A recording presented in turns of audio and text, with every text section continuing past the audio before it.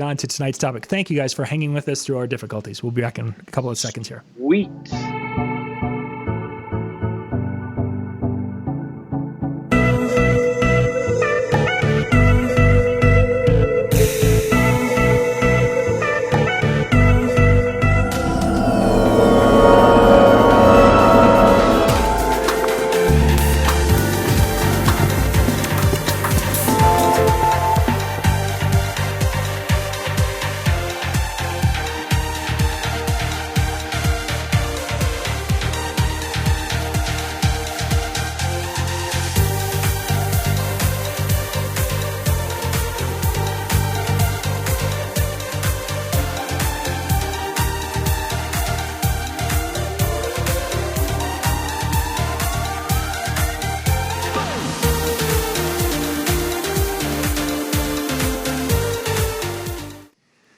All right, good evening, everyone. It is time for us to talk about gig logs. It's time for us to talk about cool stuff, and that means that DJ Barr must be with us.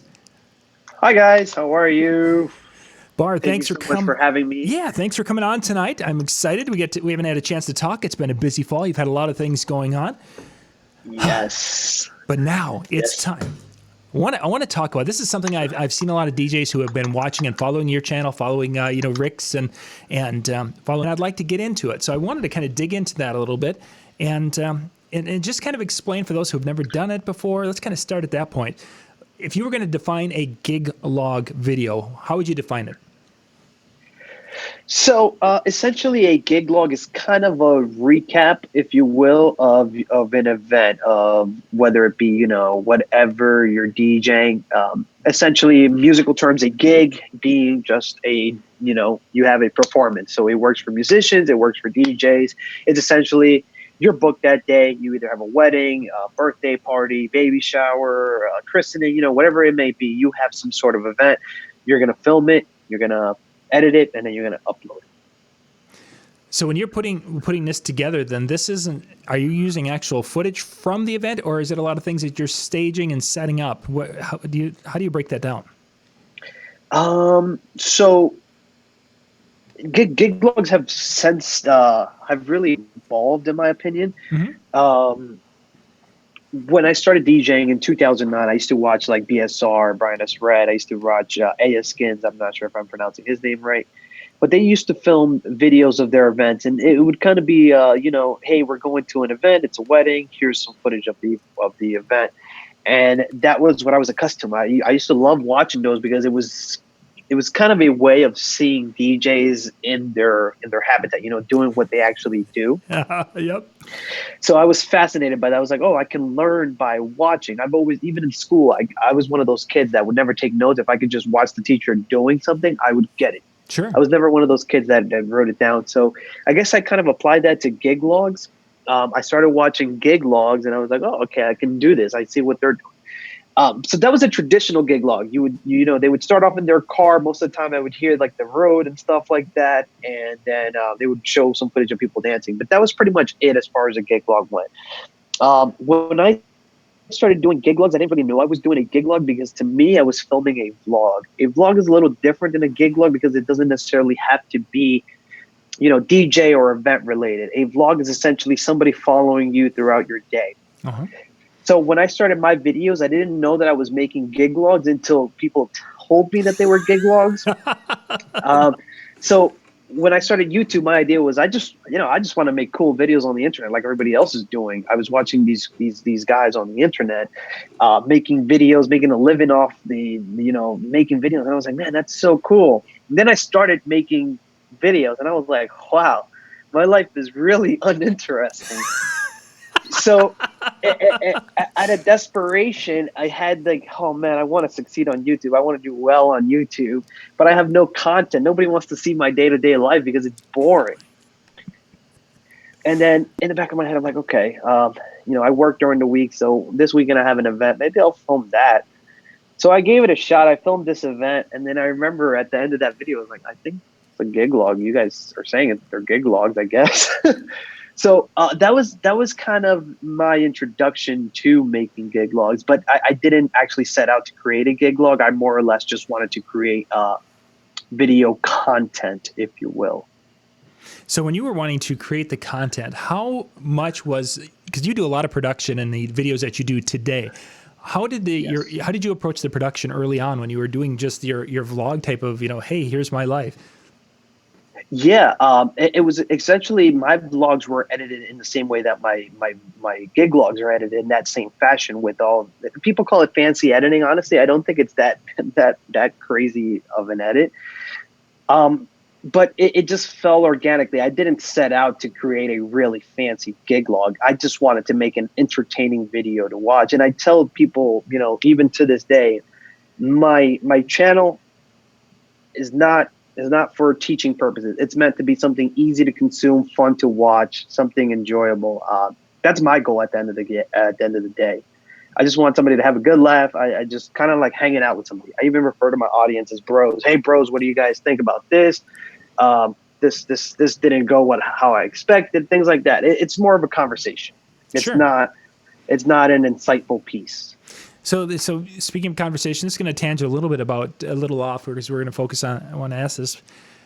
Your conversation means obviously that you're engaging with your viewers, which means they're going to be commenting. How much commenting or how much time do you allocate to engaging your audience that way? So when I first started my YouTube channel, I was very adamant about responding to every single comment. It's gotten to a point where it would just take up too much of my time to do that. So I do my best. Every now and then I'll just kind of set off some time to just kind of go back and answer some comments of notoriety. If you're just getting started and you're not getting that many comments, it's good practice to answer to everybody because you want to have that connection with the audience. But at some point, you're going to notice that it's going to become a chore. And to me, that's kind of what it feels like. There's just no way I can respond to everybody. And some people do take offense to that. I'm not going to lie to you. I do get some people saying, "Hey, man, you're not humble. You're messed up." But it's just I can't get to everybody. And also, a lot of people think because we make these videos that we're kind of like tech support. And going back Yes. to what I was saying, my videos are not meant to be teaching videos. My videos are just meant to be something fun to watch because I'm not the right person to ask about some of the more technical things about things in the DJ industry because as far as mobile DJing goes, it's really only as old as my YouTube channel, which is about 2.5 years, 3 years. So I would still consider myself a rookie in that sense. Sure. So have you've been able to see any benefit from putting your videos together, gig logs, what have you, in some of your business that you're able to do for your local clients with the DJ side of it? Absolutely. So I've been able to establish a business because of it. Before YouTube, I was a club DJ. I was a bar DJ. I was DJing bars. I was DJing nightclubs. I was DJing lounges, that stuff. Before YouTube, it wasn't because of you. How can I say this? It was only until I started doing the videos pertaining to DJ that I started getting more mobile DJ events, if you will. Okay. So YouTube has, I want to say it's like 80% of my business. It's fueled it because I have so much, kind of like a repertoire to fall back on. So Sure. people can watch my previous work.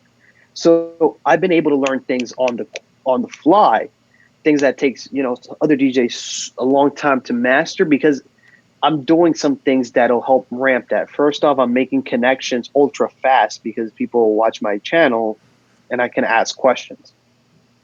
Another thing is YouTube is also a good place where you get constructive criticism. Sometimes it's a little bit harsh, Yes. but sometimes people are trying to be funny and sometimes they're serious.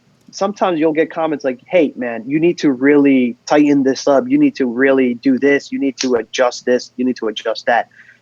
And if you don't take those to heart, if you actually take the moment to analyze what they're saying, you'll be able to grow. So when I first started my YouTube channel, I was getting a ton of comments like, "Man, your cable management sucks. You need to do this. You need to do that." And, as long as you can filter out, the negative stuff, the stuff that's actually just there to bash you, and you can take in kind of like the constructive side of it, you'll be able to learn things really quick. Because like I said, I've only been a mobile DJ since the YouTube channel. So I was able to learn a ton of that, and I was able to just, kind of jump my business into steroids because I would be able to watch myself back. I can make the adjustments that my audience says. I can watch myself back and say to myself, okay, I can also improve on this, and that. Right. And also, I'm posting these videos so people can find me. So what will happen is most of my audience is DJs. Oftentimes I will get, actual clients that are brides and grooms that I'll type in the name of a venue or something like that and I'll pop up. But also a lot of it is DJs. Sometimes DJs have leftover gigs or something like that. And they'll say, hey man, I have this event. You want to do it? I'm like, sure, I'm open. Nice. So it's worked out very well for me. YouTube has been, honestly, it's been kind of like my livelihood for the last year or so. It's because of YouTube that I've been staying busy. This year I did, I want to say 88 events. Okay. Wow. And a lot of it was fueled because of YouTube. People seeing you and either referring you or finding you and, hey, I want to hire this guy. Exactly. And the cool thing about YouTube is that you can kind of skip the sales process. One of the things that I did not realize when I saw mobile DJs, I thought most mobile DJs were just some guy working out of his garage. You get a call, you have to do that event. I didn't know that you can actually structure it like a business. Like, I didn't know you can have offices. You can be a DJ that focuses on bar mitzvahs, on weddings, on schools. I didn't know you could do that. Mm-hmm. So when I was doing the nightclub scene, I was like, man, that's really lame. Because one of the things that I dread to this day is doing kids parties. I don't want to be anywhere near them. But when I started doing weddings, I'm like, okay, these are young people. They're into like the same music that I'm into. Most of the people getting married are my age, so I can relate. I enjoy doing those events. Sure. There's also a little bit of structure that I can follow that I like. You have your grand entrance, your first dance, you have your formalities. All that stuff is easy for me to follow. And once you master it, once you know how everything goes and you get yourself organized, you can be pretty good at it. Yeah, that's mastering thereof is one of those things that, especially when you're doing videos, and I've done some videos of unique things that I'm trying, and those people who give you that constructive criticism, sometimes with the edge of a knife, it's like, oh, dude, don't make me cry. Believe it or not, sometimes some comments do really get me down. Like some comments will just ruin my day. Yes. People don't understand that. Like it's an actual person they're saying that to. Mm-hmm. So sometimes, I'd be lying to you if I told you I don't get upset sometimes. Yeah. Sometimes they burn. Yeah, they really do. And it's like, I've gotten times where it's like you've had somebody said something, done something, what have you. And then you've got to go, and I'm talking to some of our staff, that we're connecting, and we're talking about whatever the project is. And they're like, wow, you're pretty peeved. We could pick this. It's like, yeah, well, this is the kind of stuff. And it's not so much myself when they're attacking me, because it's like, I don't care. I'm past that. Initially, it would ruin my week when I first started. Yeah. And I don't know if that was the case with you, that you've developed a thicker skin. But oh my gosh, the very first few people that were coming in there and they'd say something, and it's like, oh my God, I suck and I want to go hide. And now it's like, yeah, don't give a crap. But when they pick on my staff or people that I work with, different story.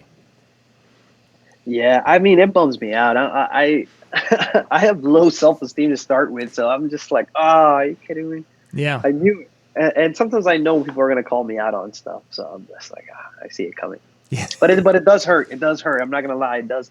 They do burn me. I'm not one of those guys that'll read a comment and just shrug it off, because I read every single comment. I don't answer every single comment, but I do read every single comment, and it sometimes burns, but you gotta pull through it. You gotta keep going. YouTube is a consistency game. You have to be consistent. You have to constantly be on top of things. Okay. Yes, we'll get into consistency in just a second here. Hold that thought for me, Barr. For those of you, I'm not watching the YouTube feed too terribly much because the laptop battery was low to begin with, and it ain't getting any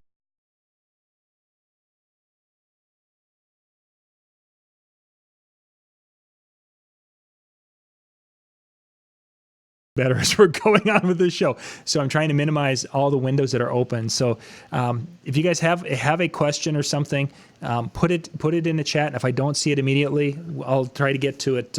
I'll get to it here as towards the end. So, okay, back to consistency. Yes. You have found in your working with your YouTube videos and the channel overall that consistency is key. For someone who wants to get out there and start to do things such as gig logs, and they want to be, kind of using that as that medium to show their company, how often would you recommend that they're putting up content? As often as you can. The thing about YouTube is there to get people on their platform. So what happens is, from YouTube's perspective, if you're bringing them an audience, they love you. So they're going to promote you. So if you're uploading every day, YouTube is going to say, wow, this guy's bringing us audience. He's making us money. Let's promote his stuff, get more viewers. So if you're uploading constantly, it's good. But there's also a balance, because your content also has to do with quality. Yep, there's got to be a level. You have to have a lot of quality. So you can't just go on YouTube and start uploading a bunch of stuff thinking that you're going to get an audience, because if nobody's watching, YouTube has this thing called watch time. Watch time is very important. It's a super important analytic that everybody who wants to get into YouTube has to follow. If you're making 30-minute videos, hour-long videos, and only 2 minutes of that video is being watched, then you're doing something wrong. Yep. So that's something that you have to study. Either you have to shorten down your content, or you have to pick up the pace in your content, because you're losing your audience at some point. So because I edit my videos so heavily, I can kind of edit like, okay, I'm getting off topic. Let me edit this out. Yeah. Keep going with what I'm going. So you have to make your videos super snappy, super flashy. Now, there's a misconception that some people think, oh, okay, so the key is to make really short videos and upload a ton of those. That's not it either, because YouTube, that used to be the way YouTube worked. There was a ton of people who were making like 2-minute videos, get a ton of followers, uploading every day. Now YouTube is trying to compete with Netflix. So YouTube is really putting a lot of pressure on the creators to step up their game. So they want creators to, be a full production company. So what's happening now on YouTube, you're seeing guys do really long format stuff, but they're able to maintain that consistency. So YouTube is no longer promoting those 2-minute long videos that, our audience attention span is super short. You only want to see 2 minutes. Those days are long gone. Those videos aren't doing as well. YouTube wants to compete with Netflix. They want long-term content. They want people to stay on their website as long as they want. They don't want people coming on. How do you change a light bulb? You see a 2-minute video, you change it, and then they leave the website. Mm-hmm. They want something that they can binge. The big thing right now is binging, and that's what people want.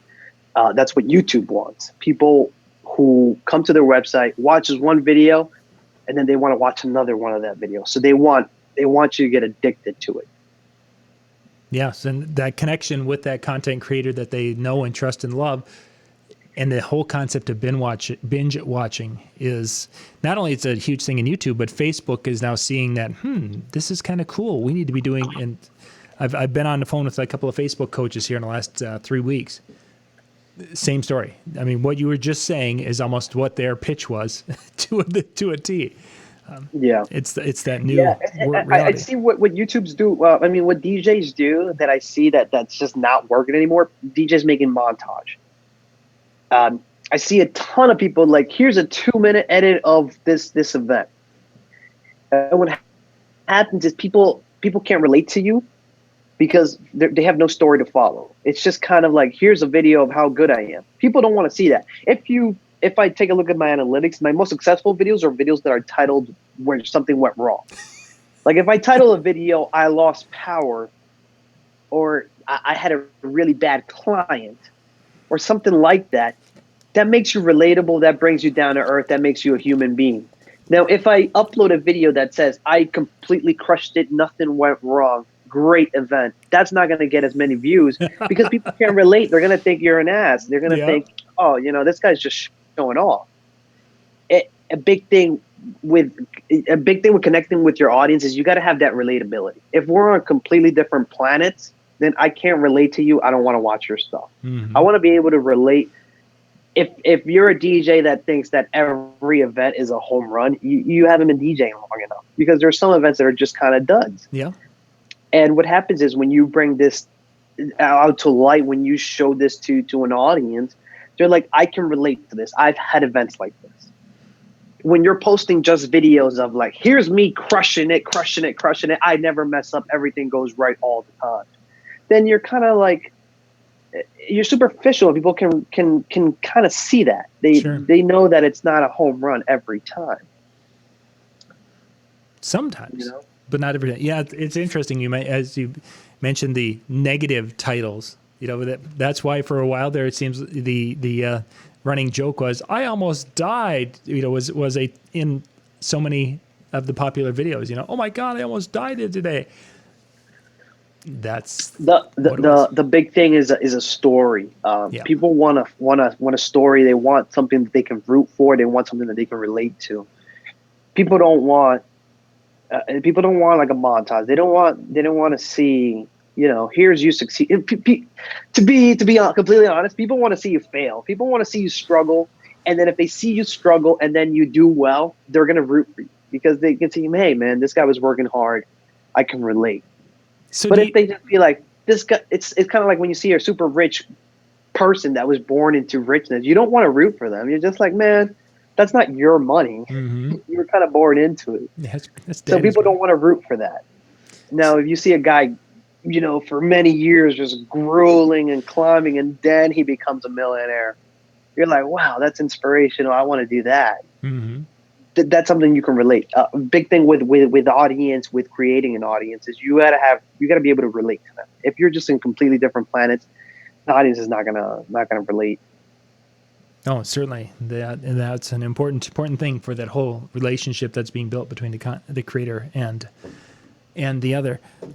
Shoot! I had something, and I lost it as I was listening to you talk about that relationship. Darn it. Oh well, it'll come back. Oh yeah, no, I got it. Story. You mentioned, of course, people want the story. Do you keep that in mind when you're doing your gig logs or your reporting on that you're looking for the story, or is it something that do you go in with the idea of the story, or is it something you look for the story early on that you can carry through, or how does that work with you your videos? Yeah, before it didn't. Before it was very in the moment. We'll figure it out as it goes. But now I plan my story. Because what I notice is a big gig log community has emerged on YouTube. It feels like more people than ever are now making gig logs. And what's happening is the audience is soon going to realize that every gig is the same. For example, there's structure in my gig logs, and I noticed that people have been doing a lot kind of similar structure that I want to do. My structure is, here's a 5-second clip of what you're about to see. Here's the entrance. Here's me explaining what the event is. Here's me executing, and here's my final thoughts. That's the structure in my videos. That's the narrative that I follow. Mm-hmm. What's happening now is a lot of people are seeing like this structure. It's super easy to do, and they're kind of imitating that, but they're not getting as many views because there's no story. What's happening is it's going back to the same thing with the old-fashioned gig logs. It would just be like, hey, today we're doing Jessica and Mike's wedding. Here's the wedding. Here's the dancing. Bye. Mm-hmm. People, I don't know, it's just kind of like anticlimactic. People want to know what the deal is. So, for example, now I can kind of structure a narrative going into the event. So I'm like, okay, I have a new light. So look, the point of this video is, all right, guys, we're doing a wedding, but I have this new light, really cool. I want to try it out. I want to see how it goes. And then I can kind of give my final thoughts at the end of it. There's a story that the audience can follow, what's going on. If it's just like, here's a wedding, there's no story. It's just people dancing. Mm-hmm. And people want a story. Yeah. So let's use your example. You're tying the story kind of that you're going to follow through with the event is focused on this light, because you have this new cool light that's going to be the most incredible light for weddings. That's the story. Now, in the wedding, all of a sudden, someone comes out there and does something so incredible on your dance floor that you've got this opportunity to do this OMG, I didn't know this was going to happen type video. Does that happen where would you include that in the first one, or would you make this a secondary video that you now have got this one that just came out of nowhere, but it's this incredible footage and story that it in itself was a great video?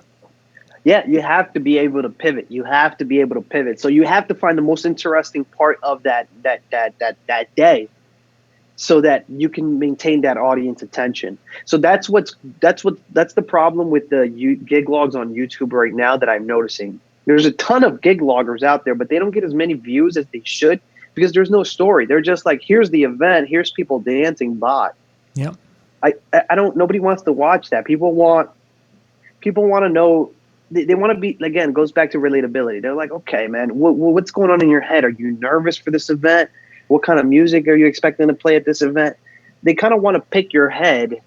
They want to be able to know a story. They don't want a montage. They don't want a montage of stuff happening. Sure. That's what Instagram stories are for. That's where you post that. Yeah. There's other spots and other platforms that does that for you. Barr, we've got a few minutes here before my battery's going to probably run out, unfortunately. Let's talk a little bit about some of the tools that you have used or you use for making these types of videos. Well, my go-to is my Canon G7X. It's a little point and shoot camera. Awesome. Highly recommend. It works great in low light. For what we do in this business, DJ wise, it's awesome because all you do is turn it on, press record, and it's good to go. I don't recommend anything like a professional camera because the professional cameras are only as good as the person behind the camera. And when you're doing stuff like we do, you have to be able to set it and actually do your job. You're not there to film. They're paying you to DJ. They're not paying you to make a video on YouTube. So that always comes first. Just a camera that you can set up and let it go. Let it do its job. You'll figure out what happened. You figure out what you got later on. That's what sometimes happens. Sometimes the best part, I don't catch it, and it's just I guess it's just the name of the game. Sometimes you're just not going to get the best part. Yeah, you're there to do your job. Unfortunately, you can't be worried about the camera. Yeah, not so much. Oh, could you wait a second, Mr. Bride? Or Mr. Goodman, Miss Bride? Yeah. Can you guys just hold that 1 second? That was really cool, and do it again right now. Yeah, no. Yeah. And then the other thing is Final Cut Pro. Final Cut Pro is my go-to. If you're a DJ, most likely you probably use a MacBook. If not, you can use Adobe Premiere. That's the go-to for Windows. Right. That's really my two things. That's it. And a tripod, a nice tripod. Mm-hmm. Nice tripod. You use a selfie stick now with occasionally? No, that's only when I'm doing like at trade shows. You see me with the selfie stick thing. Yep. That's only because at trade shows I can't walk around with a tripod, so I have that selfie stick that kind of grips on anything. Yeah. So I can kind of grip it to like some walls, a handrail, or anything like that. That's why I carry that around. But when I'm doing gig logs, I can't be focusing my time on filming, so I have a tripod and I just set it to go. How much footage will you shoot at a typical event that you end up having to whittle down to be the ultimate video? So this may, if any of my audience is watching, they're gonna think I sound dumb, but I aim for my video to be 10 to 15 minutes. Okay. Again, going back to that thing, people want to watch short stuff, but sometimes I just have so much footage and I just kind of want to share it all. I'm just like, man, I don't want this footage to go to waste, so I include it all. But in an ideal world, I try to film as least as possible. So okay. I try not to record the now moment. So I'll try just to now film the dancing part of an event, my intro, my outro. And now what I'm doing is I'm doing a lot of sit down stuff because like I told you, I'm doing a lot of story based gig logs now. So I'm filming that afterwards because I won't know what the story will be like until after I know my thoughts. So I'm doing kind of flashback videos now. Before I used to be in the moment. All right, guys, we're going into this event right now. Sure. But now because there's so many gig logs out there, anybody can do that. There's a new gig log uploaded every day like that. Oh, for sure. So now what I'm trying to do is I'm trying to find a story and then share that story within my gig log. Sure, and you're catching yourself a lot of B-roll then from different parts of the day. Exactly. So now I'm actually not doing much talking to the camera as I used to. Back before when I was filming my older gig logs, I was doing a lot of talking to to the camera.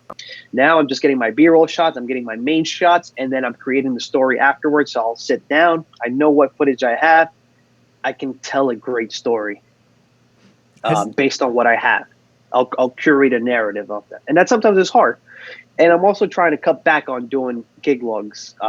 Because I want my gig logs to now actually have, like I said, a story. I don't want them to just be here's some footage of people dancing, because I think the audience is catching on. Honestly, Right. I think the audience is getting wise to. Oh, you're just showing us the same equipment, and then you're showing us people dancing every event. Mm-hmm.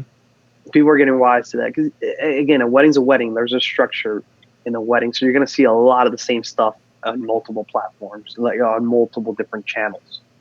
With your new methodology of doing these videos, are you finding that it's a much quicker process now, or is it a much more difficult process than it was before? How would you classify? It's a quicker process in the edit.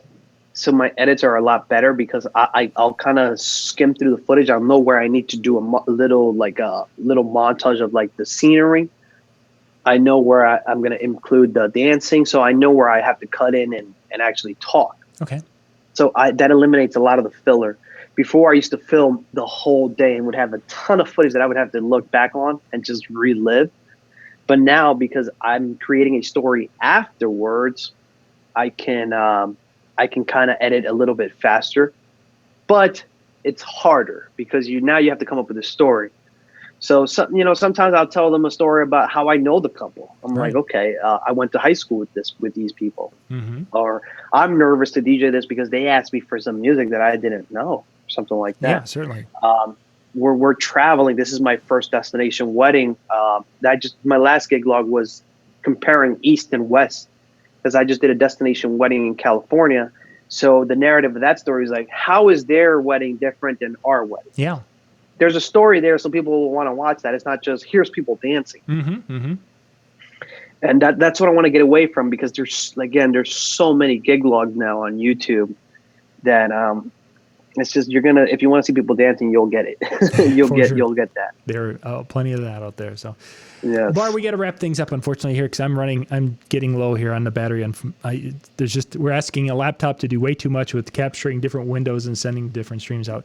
If people would like to check out your YouTube channel, how do they find that? Give us the contact information you have. Yes, DJ Barr. That's Barr with 2 R's, and I should pop up. You go out and search DJ Barr, and he's right there.